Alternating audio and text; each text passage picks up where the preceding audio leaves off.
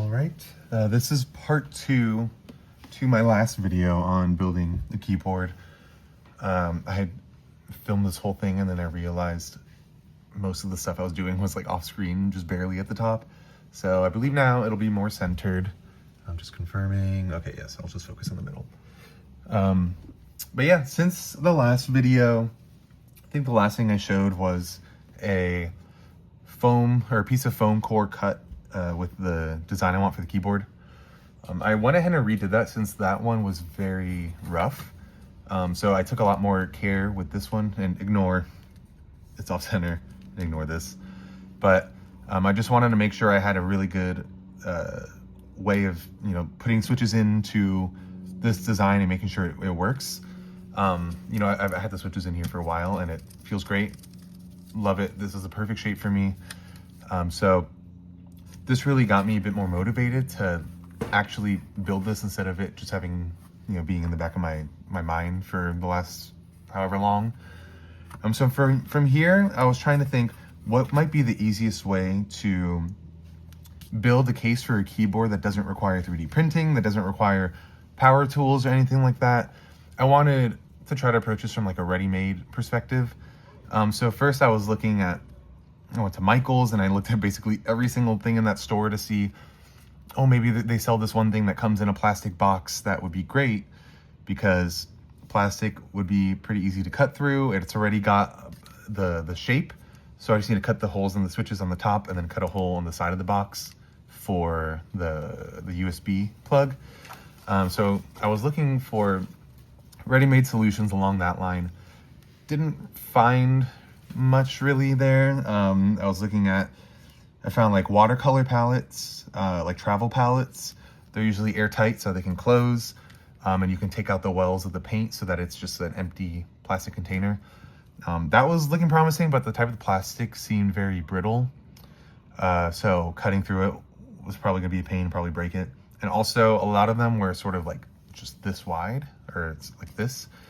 So like the length was great, but it's just very tight with the height here. So wasn't probably gonna be ideal. Also, it might have had like a curved edge, which would have made it hard for the USB plug to fit, or maybe the closure of the lid sort of overlapped the wall, like let's say halfway through. So I would have had to cut a bit of the lid out to fit a hole here. So that didn't really work. And then I thought maybe something more sturdy would work, like wood. So I bought this at Blick. This is gesso board. So it's hardboard with a layer of gesso on the top, which is basically a layer of white that's painted onto, a canvas or whatever medium to be like the base that you apply your other colors to once it dries. So I thought this might be fun because it's sturdy. It's 3 millimeters thick, which probably would have been fine. But also, if I went with a full panel design, then my wife would have been able to paint something on it, which would have been, I think, a cool sort of tool, as a keyboard, but also as a sort of art piece. But a few things were wrong with this. One, just in general with this specific gesso board with this white surface on top, even if it's painted and sealed, I guess, I just feel like it's gonna rub off over time with my hand, with friction, and with the oils in my hands or whatever. So I thought, maybe that wouldn't be the best. So I thought, well, they sell this hardwood that doesn't have that gesso material. And I thought this was a really nice material. It's super smooth, very flat. I think it's very pretty, just sort of as a finished material as well. Very sturdy, also 3 millimeters thick. That would be cool to have just sort of an 8x10 footprint for this keyboard and just have the keys up here, up top. But I tried to cut through that little square of gesso board I had because it's the same backing, it's this material. And that was pretty miserable. I drilled through it and I had like files and stuff, and I have this utility knife that I was using to carve away at the corners of the little 14x14 millimeter squares, and it was rough. It was not fun. It made such a huge mess. And it kind of defeated the purpose of this material because I believe it's sealed. It's probably not waterproof, but they apply something to it to seal it. And if I'm cutting holes in it, then it's just sort of weakening the integrity of it. That's weakening the weatherproofness, which is not necessarily what I'm going for, but it's not going to help the board.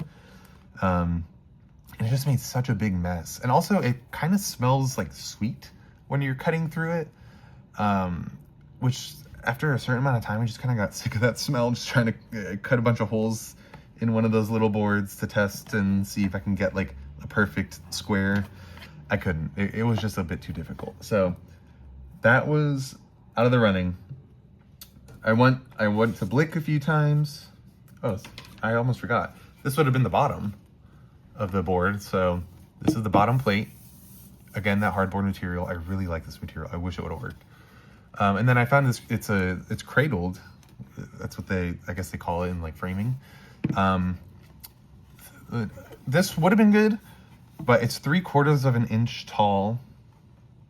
I think that's what it was, which I think is just too tall. I don't need that much space. And if I'm making a low profile keyboard, then I want to make it low profile, even if my wrists are resting at that exact, the lowest profile technically, in relation to the keys.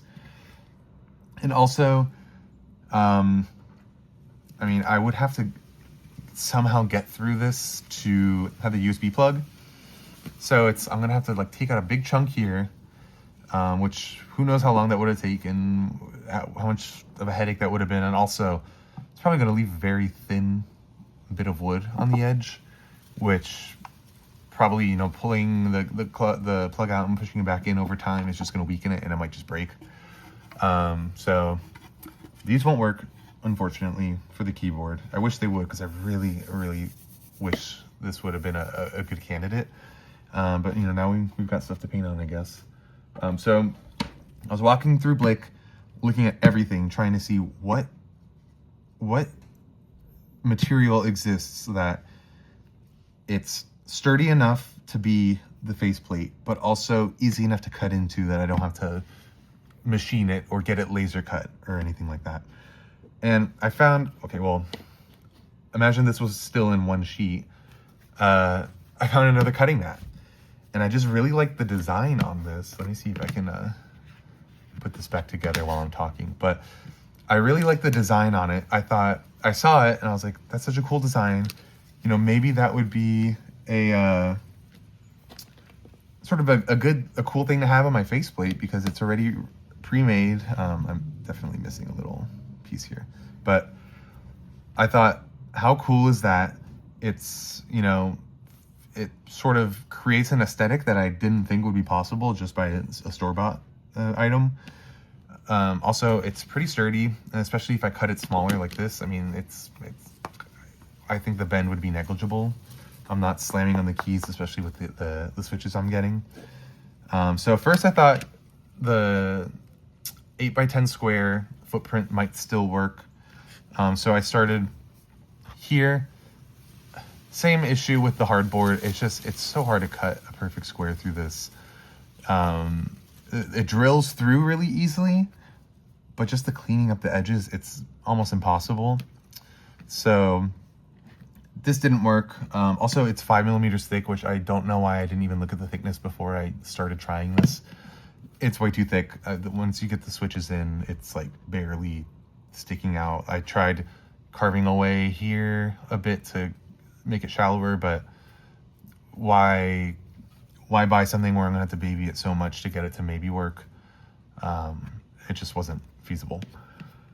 So when that stopped working, when I like cut this too big, I was like, okay, I could still use it. I could try a smaller footprint. And I thought this would be a cool design to sort of have under my hands, because it sort of indicates the angle that I'm typing at. But same thing, it's not gonna work. So I decided to step back a bit and think, okay, I need to make an actual 2-scale model of this keyboard and see what it's going to feel like before I know what materials to buy. Because I can buy a bunch of sheets of plastic or whatever all I want, but like, if I don't know how everything's going to fit together in the end, then I might buy something and think it's great, like I did with this, and then it's just not going to work. So I made a mock-up, It's very low tech, very messy, but this is what I needed. So I'll walk you through what this is. So this is mat board. It's like the border of white or black around a framed picture or painting. It like creates that space between the actual art and the frame. It's a very thick, sturdy paper, which originally, like at the very beginning, I thought this might be a good candidate for the faceplate, but it's paper, so it's just gonna get dirty, and over time it's gonna disintegrate. Probably not for a while, but why risk that? It's gonna sag and stuff because it's not a lot of structure. But 1.5 millimeters, I figured it would be a good just way to see the keys in here. I think it works.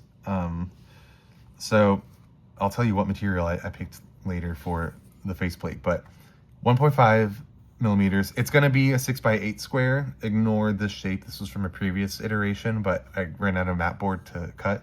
So imagine square of a faceplate. This this is my 6 millimeter spacer for the walls. I'm actually using mat board for this. It's pre-cut, so it's already that sort of box wall shape.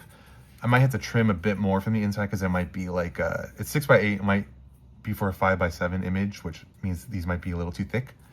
You might notice I've had a cut here to make room for the pinky switches, but whatever. I mean, I can't complain. Also, with the mat board I'm getting, they're each 1.4 millimeters thick. So if I do 5 of them, this will actually be 7 millimeters tall, which I think is probably better. Base plate is the same material as the faceplate. And also, this is the controller I'm using. This will be a KMK build. There's a video I saw by Jan Lunga, I think. I hope I'm pronouncing that right. But he created a configurator for KMK, which required like no coding or anything, which is ideal because I like this sort of design. I don't like the word sort of coding design. I think this is fun. But I just created very small mock-ups. I just squeezed the foam board to try to get it as close to 3.5 millimeters as possible, the height. So that's gonna go down here, and I've got a USB-C cable that both sides are right angled, so it's just boop down here, and it's a coiled cable, so I can pull it further away and stuff, and it's not gonna make a big mess on the desk. And then I'm gonna use a 500 milliamp hour battery. This is around 4.5 millimeters tall, but with this keyboard, I can keep it away from the bottoms of the switches, so I don't really have to worry about that. I'm gonna hot glue this stuff in, so it's gonna be raised a tiny bit, but it'll be covered. No, like these metal pins won't be poking into the battery or anything, so that should be good. And then I'm using, for these faceplates, I really liked the idea of the cutting mat. So I found another one that's 6x8 and has, this design on it. It's like green and yellow or something. But it's 6x8, so I don't have to cut the initial rectangle out of it. And I'm buying what's it called? A Forster bit for my drill that cuts a 12 millimeter diameter hole. So I'm trying to make it as easy for myself as possible to make perfect 14 by 14 millimeter squares, because I could cheap out and try to do it with, poking or screwing like 5 holes with a small drill and then using this to clean up the edges. But I don't want to mess this up again. So I'm going to drill out that 12 diameter hole. And then I bought a 14 millimeter chisel so that I can just put it against the lines and boop, that line is perfectly straight, exact size, done. I don't think it should be an issue with the strength of the cutting mat. It's thinner, it's at 1.5 millimeters, but it's small. It's not like a massive sheet, so there's not gonna be a ton of wobble. And also I'm getting these Cherry Pro Reds, which are pretty light, lighter than anything I've ever used. So I'm not gonna be slamming on the keyboard. And also, originally I wasn't sure how to close this or keep it all together. I wasn't sure if I would need to access the reset switch every once in a while. I probably could have figured that out just by seeing how KMK works with all that, because I know it works differently, like compiling and all that. But I didn't want to commit to anything. And also, I'm not sure if KMK has any like battery management system where it turns off and on automatically, the keyboard, since this will be wireless. So I figured I was gonna glue it all closed, which would have been great because it would have made it sturdy.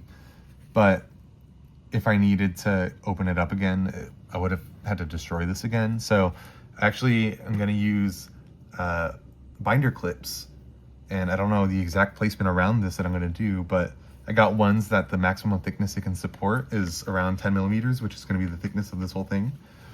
And then once I get them in place, I'm pretty sure I could just squeeze that sort of metal leverage tab and squeeze it, pull it out so that those tabs aren't like sticking all the way in here. That way, it's a temporary fix. If it works, it works. I don't have to change it, but if it doesn't work, at least I can change it later down the line. And that way I can open this up if I ever need to. This is gonna be direct wired. I was sort of experimenting with maybe doing a matrix, but the issue I was running into was it's sort of a weird layout where the matrix doesn't make sense. I was considering maybe for my pinky key can be included in this row to avoid having one row with only 2 keys. But either way, I would either have 2 rows, or a row for this, a row for this, and a row for this, and then 2 columns with just 1 key each. Or I can have 1 row with all of this and then just 2 columns anyway. So I think with the direct wiring, if I wire all the grounds together and then wire that to the controller, so that's 1 ground wire and 16 others for the keys. With this, the matrix, I think it was going to be 11 or 12 wires maybe. And I figured it's probably just more straightforward to do direct wire. It's small enough. I have the room in here. It's going to be easier to troubleshoot and stuff. So I'm going with the direct wire. And you can see here, this is my the scraps from cutting this. This was like the back of a notepad that I'd written all the way through. So it's basically trash at this point. But yeah, this was me calculating how many sheets of the mat board for the walls I would need and what thickness it would be. So 7 millimeters there. And then altogether, everything's gonna be 10 millimeters. It's thin enough where it's great. And the base of my thumbs can rest on this. So it still feels like this is the surface that I'm on instead of, you know, having to lift my fingers 10 millimeters higher. So yeah, I think this will work. I have a hot glue gun, so these popping out won't be an issue. Yeah, I think it's gonna be successful. Everything's gonna get here by Saturday at the latest, so maybe by the end of the week I will have a functioning, fully custom keyboard. And sorry if you hear the wind, it's nice outside, so I wanted to sit by the window. Key map is another consideration. I haven't spent too much time on that. I'm sort of stuck between if I should prioritize using combos to get all the letters onto these keys without going into another layer, or if I should use combos to prioritize common punctuation. So do I want another layer for letters like, you know, X and Y and whatever, or do I want to be able to type that all here? I'm not sure yet. One thing that's kind of annoying is that my last name has a Z in it. So I'm probably going to want the Z to be at least mostly accessible, which I don't think I need to think about this too much. Like, I'm overcomplicating it, but I mean, I type my name a lot, so we'll see. Thinking also to sort of eliminate the issue of like holding shift or control. Well, I guess this still wouldn't be an issue with shift. At least with control, I was thinking of having a layer with macros for all my control shortcuts. So let's say I hold this or tap dance or something, Control C, Control V, Control T, Control X, Control Z, Control Y, or I don't even know if that's anything. You know, Control Shift T to open up a tab I recently closed. So maybe I'll have a layer for those control things, or I can have a macro that's just, you know, a more uncommon combination that's not taken up by something else. Shift, you might have caught, I haven't thought of this, where if I do layers, I need to make sure I can hold shift, go to another layer, and type another letter. But I'm sure that's all configurable. But yeah, that's sort of where I'm at. I'll try to film me building this, but this is my filming setup. So we'll see about that. But yeah, that's my my planned keyboard. I think it'll work out well. So stay tuned, and if I don't have a build video, I will definitely have a showcase video. All right, thanks for watching.